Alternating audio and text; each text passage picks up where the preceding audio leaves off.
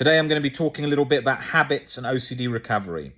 I'm currently in the UAE doing face-to-face one-to-ones, and this afternoon I was in the room and I was writing some notes about OCD for some posts that I wanted to do, and the cleaner came into the hotel and he started to make the bed.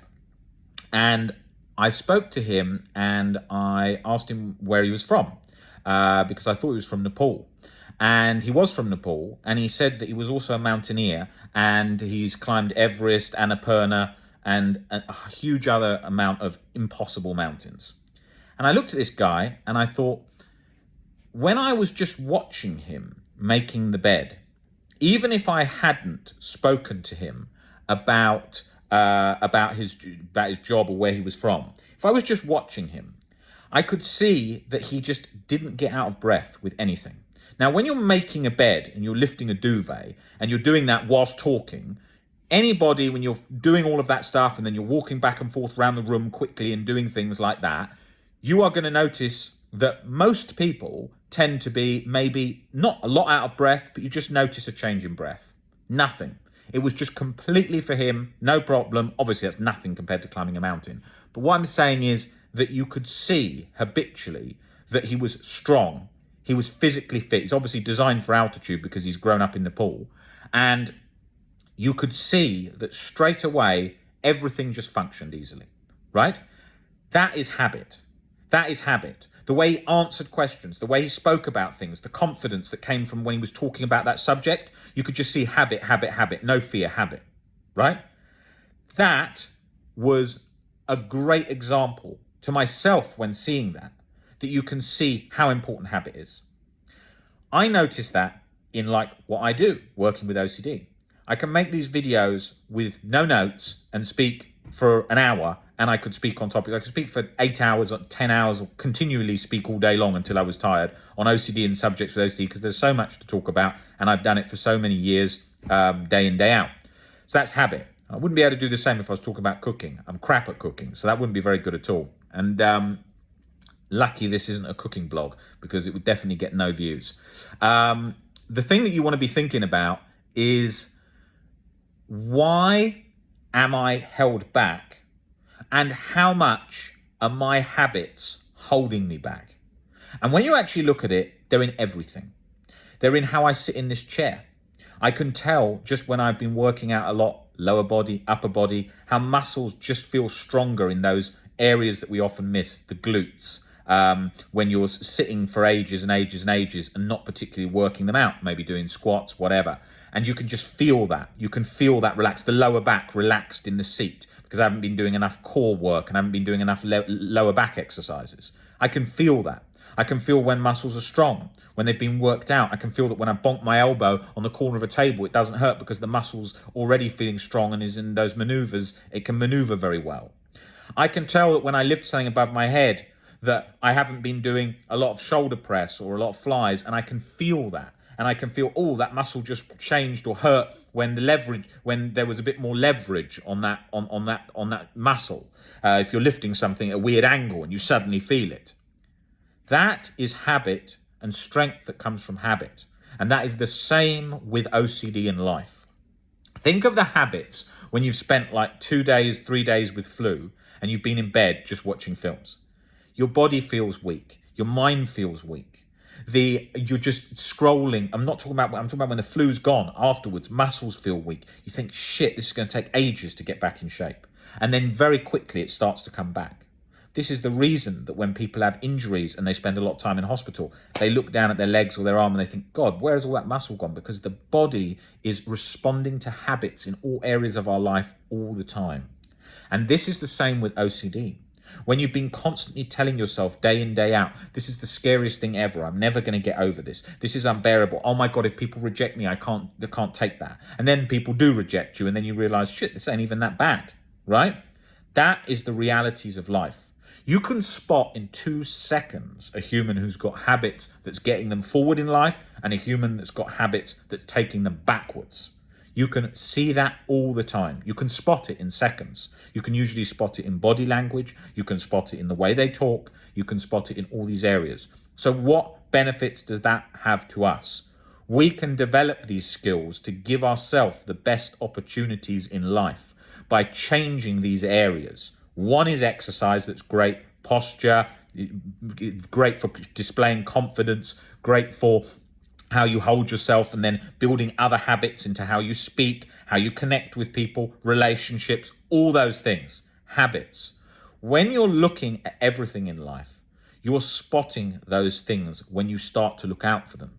You notice somebody who's lazy, you notice somebody who's achieving, and you can see the difference. Now, a human is not intrinsically lazy. A human has learnt lazy habits. If I spend 2 to 3 days just going on Netflix, I very quickly would get into a habit of things feeling lazier. Now brushing your teeth feels hard. Now getting a bottle of water feels hard. Now even walking to the bathroom feels hard. You see it, it builds up. It builds up these mental barriers over and over and over and over. So the important thing is to break these habits.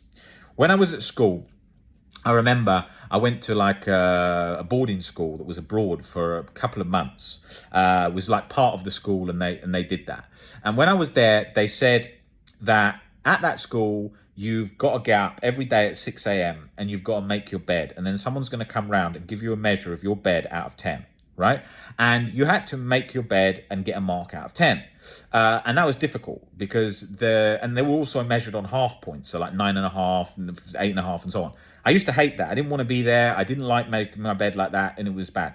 But it was that mentality which you see, which is so good, which is if you make your bed, it sets you up in the right habit for the rest of the day. Now, if I flip this camera around and showed the bed in this room right now, it's not made. Okay? And the situation is, I'm not making a bed all the time, every day. I don't religiously keep this up, but I do know the benefits and I'm flexible with it. And sometimes I think to myself, I could make the bed and do it like that every day. And sometimes I do it. And then sometimes I'm busy and I think, who gives a damn if a bed's made or made not? What difference does it make when I get into it in the evening? Okay? If the bed's on the floor and the duvet's all on the floor, obviously your partner's not going to be very happy. They're going to think that's not very good. So it does help for the structure of the room. But what I'm saying is this. If you do make a bed, and when I did do that and made the bed over and over like that, and it was getting marked out of 10, they would constantly be watching for the creases, how perfect it was, all that stuff. No, that did not start my OCD. This is a separate thing completely altogether. And then I learned to make a good bed and make it well, and it gave you a confidence in the morning. And then the school was quite hard, and you'd go to the gym, you'd work out from about 7 a.m. In a gymnasium, then you'd come back and you'd have a porridge, and you would love that porridge. Why? Because you'd worked out, you'd made that bed, you'd then got that porridge, so you felt good because it felt rewarded, right? And that's how I view a lot of my life with how I work and how I do things. I think that the breaks that I get in the day is the breakfast, lunch and dinner. And when I get those lunch and dinner, I enjoy the food and I enjoy life and I enjoy that stuff and connecting with people and friends in the evening. But then you work through the day and then those things feel reward. If you've got them all the time without doing anything, then it doesn't feel like a reward. Okay? It doesn't feel like a reward. So it's really important to think about the life structure. It's so important to put these habits in place. You're not going to keep up with them all the time, okay? You're not going to have absolute perfection. I sat down earlier and I decided to watch a bit of a film on the TV. That's why the bed's like that, right? That's not a problem. That's just because I wanted to watch a film, okay? You're not going to have perfection. Usually people who are applying a sort of military-like discipline, it's too rigid, too tired, and it's not very helpful. But there are a lot of benefits in that. For me, growing up, sport changed my life. At 14, I started rowing. I was rowing on the River Thames a lot, and I had to get up at 6 in the morning and train for that regularly. It was very cold, and my hands would always be cut up from rowing on that river when it's cold and your hands are going over, the oars going over your knuckles. So you'd keep getting cut up and you'd think, what the fuck am I doing here in the mornings rowing on this river? But it was amazing. It was lovely to see London at that time of the morning. It was lovely to feel that cold air. It was lovely to get back after putting that boat on the rack and then have something to eat. That was a lovely feeling. But then when I was about 16, 17, I realized that this wasn't going to get me in great shape. And at 16, 17, I wanted to go out. I wanted to date. I wanted to do all these different things. So around that age, 15, 16, I got into weightlifting and bodybuilding, which wasn't even a big thing then. Now everyone's into sort of fitness and fitness training. It wasn't. You could barely find a protein shake shop anywhere in London. The pharmacy would maybe have one protein shake in one flavour and just one, and it would be a rubbish one. So to find anything that was really for athletes or for sports was barely anywhere. There was no social media. There was nothing like that. And so, yeah, and then I got into weight training, getting up in the morning, going to the gym each day, then in the evening, and then it became my life. And then that taught me a discipline of fitness. And I didn't always have that. I spent long periods where I didn't work out. I spent long periods where I was partying a lot and I still wasn't working out as much. But then I had many years where I barely missed a workout for years. And that also became obsessive and became a compulsion because I was training nearly twice a day, 5-6 times a week for years. And there would rarely be a time missed. I would know all the meals I was eating. The whole thing became a compulsion because I was basically in a position of like BDD where I was scared of losing muscle mass, like Nick talks about on the channel. So that became an issue at that point. But overall, how good I felt, how alive I felt amazing. I loved that. And I loved the whole experience. And there was loads of pros and cons from that, and I can completely understand that. And when years later, I was about 20, 21, and I had a gym, and it was a specialist personal training gym. When I had that, and I saw all the athletes training for the fitness modeling competitions and different people going for bodybuilding shows and stuff like that, I saw all the discipline and all the things, and I saw them in a positive light because I could see people that were more rational, as well as seeing people with a bad view of it and very compulsive. But at that time, I was struggling with very bad OCD. So I could see it and I could understand it, and then much more so when I got better, but I wasn't in a position to really understand about beliefs and so on until much later. Now, the point I'm talking about all this is it's all about habit and how that structure is there. If you keep those habits, they'll really improve your life. You know, you can be somebody, people often used to say to me, they say, Rob, I'm not the kind of person who likes working out. Well, that's rubbish. There's no such kind of person who doesn't like working out. It's like saying, it's working out. It's like saying, I don't like food. It's very rare. Of course, there are exceptions, but it's usually unhealthy behaviors. Most people like food. Most people enjoy it. It feels good. Most people like sex, food, and exercise. Why? Because exercise feels good. They might not like the monotony. They might not like going to the gym and all the people that post shit online. They might not like that, as I don't like that. But when you actually do it and you get into it as a habit, you feel good from it, right? Your habits of sitting just on a computer watching TV, hunched over in a dimly lit room when you're suffering from OCD, feels crap. So you've got to try and change that structure quickly, because that is going to make you feel crap until it changes in a lot of ways. Okay? So that is really important to remember. Our habits are going to make all the shape of our life. Doesn't mean you've got to get up at 4 a.m. and run a business like all these social media platforms talk about, social media profiles talk about getting up, working like a machine or working out all day long, but you've got to have it for the habit. If you've got to have it for the basic structure. For me, I do it now solely to feel good, fitness and strength for life, right? So I work out maybe once to twice a day, 4 to 5 times a week for fun, for my mind. Not even a lot of workouts. Sometimes I go to the gym 20 minutes, not even long, because it feels good. Sometimes I will do exercise in the room here, press-ups, sit-ups, these things, just because it feels good and I prefer to keep myself fit like that. That doesn't mean tonight I'm not going out and going to have a couple of glasses of wine, whatever. I will do. I do that regularly too, because I enjoy that in life. I enjoy good food. I enjoy nice wine in the evening. All the things that all humans tend to like. Most of us, not if there's a problem with alcohol, most of us tend to like having a nice glass of wine in the evening, right? That's what people like to do. They like that, right? Or a beer or whatever. It doesn't matter. Sometimes having beer, sometimes having wine, all different things, whatever you enjoy, okay? And various food. Sometimes I like fast food. Sometimes I like healthier food. If I do too much healthy food, I get fed up with it and then I want the fast food again. I'm eating way too much sugar at the moment. I'm still eating a lot of chocolate in the day. Why? Because I see it there, especially in the hotel, and I end up eating it, right? So that is not the healthiest, but I do it because it's fun and it tastes nice and I don't care a lot of the time. And also I have an attitude of life where I'm not Of course, we want to live a long time and for structure, but I'm not trying to live to 110 and be some fitness thing measuring every calorie by a watch. I don't live like that. I do it for the feeling of feeling good. I live life how I want to live. I go out, I enjoy my life, and I do things that are unhealthy, like eating chocolate. That is an unhealthy thing. Like not going to the gym for a few weeks, like working a lot. Sometimes people could say that's not healthy. Sometimes it's probably not the healthiest, but I enjoy the feeling, I enjoy the excitement of doing it, and those things I do. You're not going to be perfect. I'm not trying to, like I said, to live to 110 measure of a calorie. I couldn't give a shit if I don't sleep great. I couldn't give a damn if I eat a bit too much chocolate. I'm enjoying life. I'm not planning to live forever. I would like to live a long time, but as long as it's a good ride along the way, that's the main thing. And that's the attitude I have on life. That's the attitude I have on life, to make the ride fun, to make the ride enjoyable.